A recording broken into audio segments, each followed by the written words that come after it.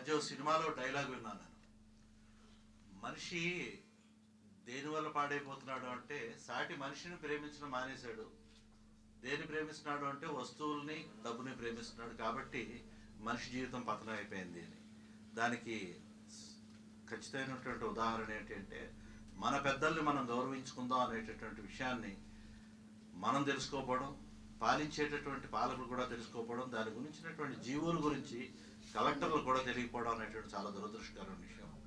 దీని మీద తప్పకుండా అసెంబ్లీలో చర్య తీసుకునేలాగా భారతీయ జనతా పార్టీ మాకు ఉన్నటువంటి ఎమ్మెల్యేలందరికీ కూడా వెంటనే అలర్ట్ చేసి ఏం చేయాలో చెప్తాను. రామ్ గారు చాలా మంచి కార్యక్రమం తీసుకున్నారు.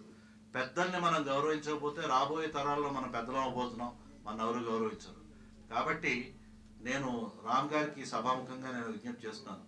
ఈ 13 జిల్లాల్లో ఉండేటటువంటి స్వాతంత్ర సమరయోధులు లేదా ఇంత పూర్వం మన తాలూకా రిప్రజెంటేటివ్గా పనిచేసిన వాళ్ళు వీళ్ళందరి తాలూకా వివరాలు మనం సేకరించి వారికి సరైనటువంటి గౌరవం అందేటట్టుగా పార్లమెంటరీ అఫైర్స్ మినిస్టర్ మా పార్టీ నుంచి ఉన్నారు కాబట్టి ఆయన కూడా సహృదయుడే.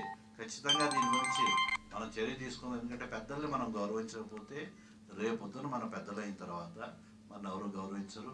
రామ్ గారిని నేను రిక్వెస్ట్ చేస్తున్నాను, వారితో పాటు నేను కూడా కలిసి పనిచేస్తాను. ఈ విడిపోయినటువంటి మన సీమాంధ్రలో మొత్తం ఆంధ్రప్రదేశ్లో ఎంతమంది స్వాతంత్ర సమరయోధులు ఉన్నారు, వారి తాలూకా అడ్రస్లు ఏంటి, ఆ విధంగానే ఎంతో పూర్వం దేశాన్ని సేవ చేసి వాళ్ళు ఏ విధంగానూ కూడా రికగ్నిషన్ లేకుండా ఉన్నటువంటి అందరినీ కూడా మనం గౌరవించుకుందాం. ఆ విధమైన చర్యలకి మనం ముందుకెళ్దామని ఈ పత్రికా విలేకరుల సమావేశంలో నేను మనవి చేసుకున్నాను.